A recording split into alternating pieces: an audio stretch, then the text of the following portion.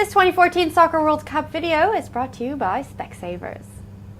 I'm Jennifer Sanasi, you're watching News 24 Live, and welcome to our series of videos where we give you all of the latest breaking news about the 2014 Soccer World Cup, brought to you by Specsavers. Joining me in studio is Sport 24 editor Garen and chief writer Rob, and they're going to give us all of the latest news coming out of Brazil. Hey guys. Hi Jeff. Hi Jen.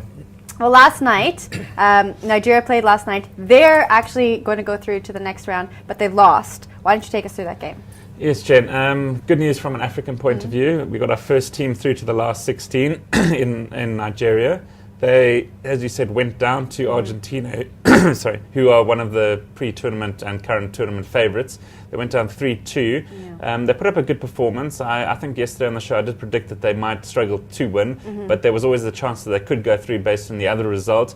And luckily for them, Bosnia did them a favour. So they threw the first African team through out of the 5 that are there in Brazil.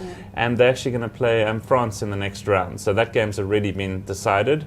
So, they'll be looking ahead to the French. The French themselves are a little bit unpredictable. They actually also played last night and they drew 0-0 against Ecuador. But they were really basically through to the next round. So they rested a couple of players that didn't have to win the games. Because on paper, a 0-0 draw against Ecuador is probably not the result they were looking for. Right. So, but good news from an African point of view. We've got one team at least through to the next round. Rob, did you check out the Nigerian game last night? Yes, I did. It was one of the games I was looking forward to even before the tournament began. I just remember earmarking that as quite a sort of glamour match that especially African football lovers would really be keen on. And as it turns out, of course, Nigeria may well turn out to be the only African side going through. There is still an outside chance of Ghana and also Algeria, of course, going into the round of 16. But it's just nice to know that there is a confirmed team now. It was a strange game because I think the teams probably were getting wind of what was going on in the other match in the group. And you got the feeling that they were almost sort of, they realized that we got to a sort of a dead rubber situation. The result didn't matter that much.